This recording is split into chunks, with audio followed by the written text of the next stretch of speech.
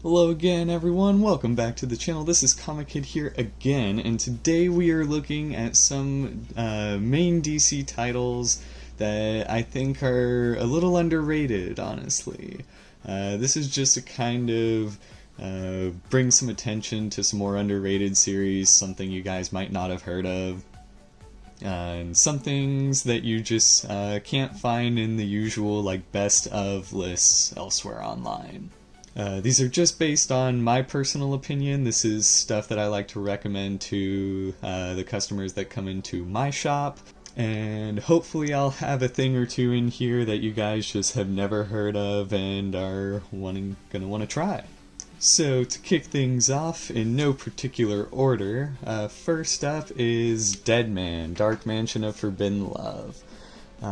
This is a great story centered on Boston Brand. It's a great haunted house story. It's like a typical, new couple moves in to a haunted house type of story, except it's got some really cool twists about it. Deadman ends up stuck in this house and he's not sure why he can't leave. There are other spirits, all sorts of twists and turns. A lot of good symbolism. It was a prestige book, and so it's not staple bound. And there were only 3 issues in the series, but each issue comes with 2 chapters, so there are technically 6. It's definitely got a lot of bang for your buck. It is a little different from the Neil Adams stuff, if that's what most Deadman fans have read, but it really is just a very, very solid read. I absolutely love this book. Everyone I've recommended it to has come back to me and said that they've liked it. It's by Sarah Vaughn, who co-wrote Alex Anata over at Image. Great author. She really brought a lot to this series as well. And so if you're looking for a great one and done kind of horror mystery that isn't that grotesque type horror, it's not very gory at all, then this is definitely going to be worth your time.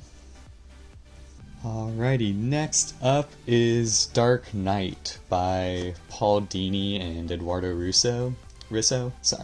You'll notice right off that Dark Knight is spelled with an N, not a K, and you'll also notice that it is a true Batman story. And I never knew this at the time. I knew who Paul Dini was. I was familiar with him. I really like a lot of the comics he's written on top of everything he did for Batman the Animated Series. But this book is on a whole other level. Essentially, one night Paul Dini is walking home and he suddenly gets mugged and they nearly kill him. He has to go through a bunch of surgeries. And this is all right at the time when Batman the Animated Series is in full swing. And Dini himself kind of shares with the readers of this book his personal recovery story, how characters like the Batman villains, Rogues Gallery kind of haunted him, and how these characters kind of played a role in his head that affected a lot of what he was thinking, and how Batman as a character kind of also saves him in the process. It's a very sad read, but it's also just so personal, and it's really overlooked in my opinion. I think a lot of people would actually really like this book. Again, it's a one and done. It's just a wonderful true story of how comics can carry over into the real world, and knowing the details of what happened to Paul is it is a difficult read at times, so there is that to consider, but I mean, it is just a truly, truly wonderful Batman story that's also unlike any other. Alrighty, after that is going to be Justice by Jim Kruger and illustrated by Alex Ross. And this story is truly wonderful. I know a lot of people consider it to be one of the best Justice League stories. This is probably the most popular book on this list. However, every time I seem to ask people if they've read it, the answer is always no. Now, most people know Alex Ross for the art on Kingdom Come. He brings the same level to this book. Every page is just absolutely gorgeous, wonderfully painted, very realistic looking. And so if you like Alex Ross, this is definitely going to be a good read, but it's also got a super solid story. Basically a bunch of villains from everyone's rogues gallery band together to take out the Justice League, and it's really interesting to see what they do to some of these heroes. A lot of them are broken in ways that they haven't been before. Some things that the villains do in this book are just like pure evil. And I think it's really kind of a shame that this book has gone unnoticed. It really is one of the best Justice League stories, in my opinion, and it's probably in my top 10 DC books of all time. I'd really have to think about that. But it's got a great wide cast, gorgeous artwork, very strong story. It's a nice self-contained book too, so you don't really need to read anything before or after it. And I just cannot recommend this book enough. Anyone looking to get into Justice League or just kind of get a feel for the characters in general, I would highly, highly recommend this book. Alrighty, after Justice, we have another Justice League book. This one is JLA, A League of One by Christopher Miller. And this one is actually mostly a Wonder Woman story. And it's actually one of the better Wonder Woman stories, in my opinion. Even though it is a JLA book, it revolves mostly around her, but the other characters are in it quite a bit as well.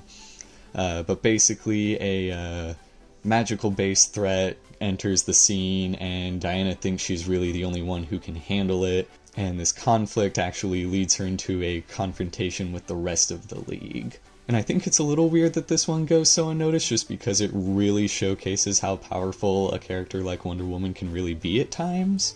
But I would definitely say it's one of my favorite things, like, or I guess like more so one of my favorite like Wonder Woman-centric books. I do feel as though Diana has had some stronger moments in comics, but a lot of those also get to be in the spotlight, and like if you search Best Wonder Woman series, a lot of those moments are in some of those lists. And I feel like this one still showcases a great display of how powerful she can be as a character, especially in relation to the rest of the League. This is the older print here. I believe the book is currently in print, but this one just has League of One.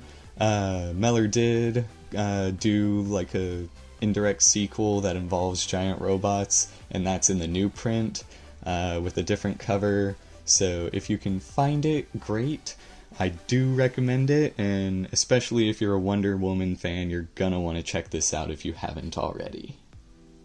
Alrighty, next up is Superman Secret Identity. This is by Kurt Busiek with art by Stuart Immonen, and I feel like this is a really well-known story for those who know about it, if that makes any sense.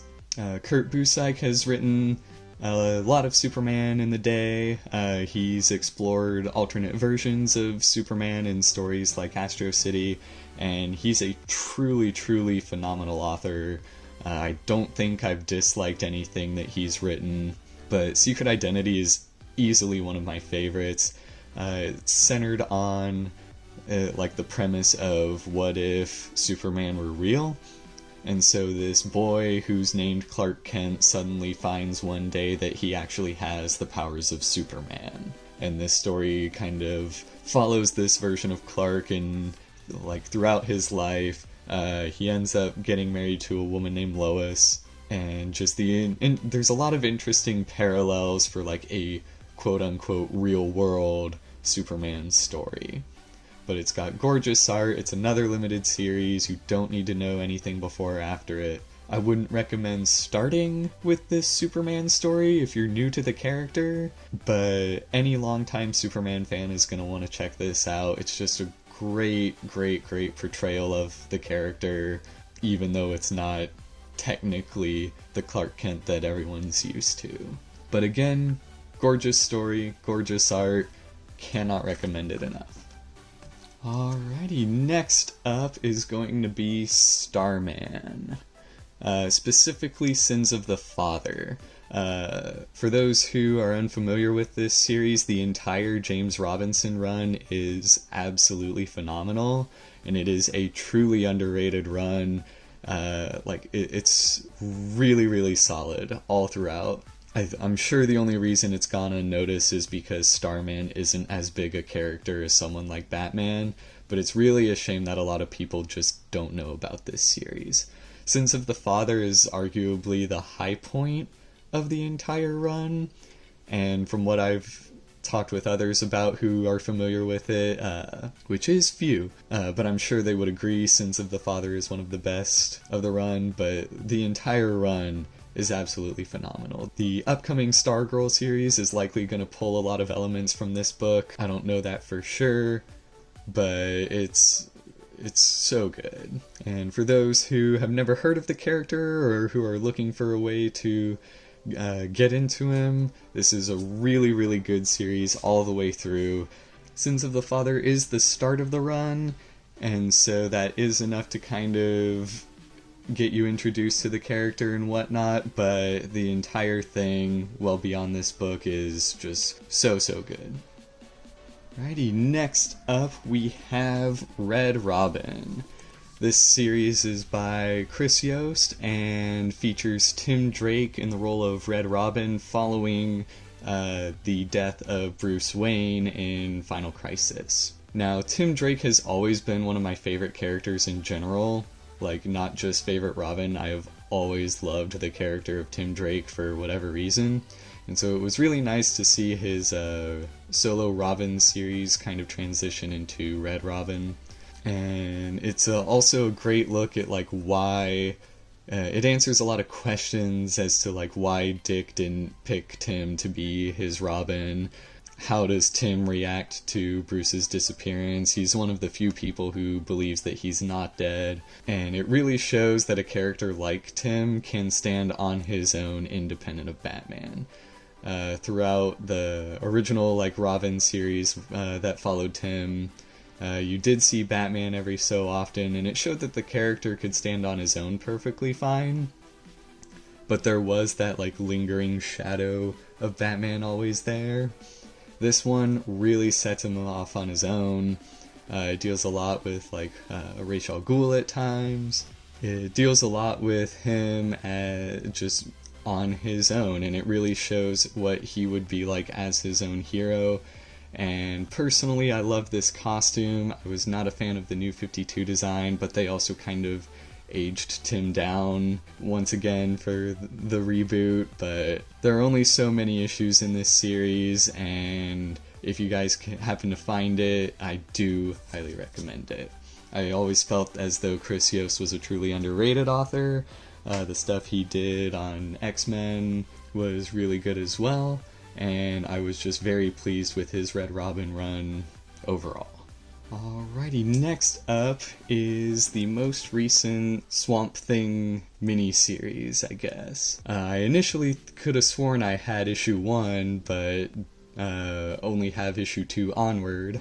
So here's issue 2 of the series, but it's by Len Wein, who co-created Swamp Thing originally, and illustrated by Kelly Jones, who did a lot of Batman during the Nightfall era. And for those who are unfamiliar with Swamp Thing in general, it's a nice one-and-done miniseries. It'll tell you everything you need to know about the character. It does help to know a little bit about him going into it, but you can mostly pick it up perfectly fine. But it also really brings the character back to his horror roots. Len Wein does a lot of crazy storytelling in this. Kelly Jones' art really brings out a lot of gruesome details, and the story just flows so nicely and naturally. And as much as I love Alan Moore's run on Swamp Thing, I do think a lot of people passed up on this for whatever reason, and I also think that it's just kind of a shame that it was so overlooked. If you're a fan of classic Swamp Thing, I highly recommend this. It definitely reads a little like an old style comic, especially with Wine at the helm. And it was actually supposed to lead into a new ongoing series, but Len Wein unfortunately passed away before that could be completed. But this miniseries is still an absolutely phenomenal read, and if you're a fan of Swamp Thing or saw the show or are looking forward to the Justice League Dark show and want someplace to get familiar with the character, this will definitely be like a nice one and done kind of like sampling story that's also just a great story in general. Now, I've mentioned before that this one is one of my favorites, but Batman Heart of Hush is something I just can't really talk enough about. I absolutely love this read. Anyone who's a fan of Batman and Catwoman together is going to want to check this out. I know a lot of people think that Hush is an overrated villain, but this one really kind of shows just how terrifying he can be at times. This one is again by Paul Dini and illustrated by Dustin Nguyen. The duo have worked together on a few other Batman arcs, and I absolutely love Dustin Nguyen's art, but it also kind of reads like an old Batman the Animated Series episode. Obviously that's because of Paul Dini at the helm, but it's not overly complex, it's not too shallow. There are still a lot of like adult themes and some good like underlying messages throughout this. It's also got a wide cast. You see quite a few other Batman villains and like other like DC heroes in this, and I cannot talk enough about how much I love this book. It's so good, so I'm gonna cut me off there. Highly, highly, highly recommend Batman Heart of Hush, especially if you're a fan of Batman and Catwoman together. And then last but not least, we have The Question by Dennis O'Neil. I think this entire run is shamefully overlooked. It's some of my favorite stories in all of comics. I absolutely love this entire run. O'Neil just did an absolutely phenomenal job with this character. I think The Question is an underrated character in general. I am a fan of both Vic Sage and Renee Montoya in the role, but Renee Montoya, I've only read the Books of Magic miniseries. She didn't really get a whole lot of recognition for her time as the character, but those who remember this series are likely to tell you that it's absolutely great, like phenomenal. The Question's always been a great character. He's the whole thing constantly revolves around like a murder mystery of sorts. The character is always hilarious. Some of the jokes in this are probably a little outdated, but I mean, it's so good. I'm really surprised DC hasn't put him in more like live action stuff, like even if it's a TV show. But the run actually got like pretty far in before ending, and so I just cannot recommend this run enough. This is not a one and done. You don't really need to know anything before it, but if you read beyond the first arc alone, there's still plenty of other great things to enjoy about it. Like, there are just so many great like little moments throughout this series that it really makes it worth the read. And if you have never heard of The Question before, or have heard of him but can't find anything, I highly recommend this run. It's gonna be some of the best stuff you can find out there. And I don't think I mentioned at the start of this video, but all of these should be available in some form. If they are out of print, they should at least be on the DC Universe app. But that is everything for today, guys. I hope y'all found something that you haven't heard of before. I hope you found something that's gonna pique your interest, and I hope you enjoy. Thank you guys so much for watching, and I will see you all again real soon.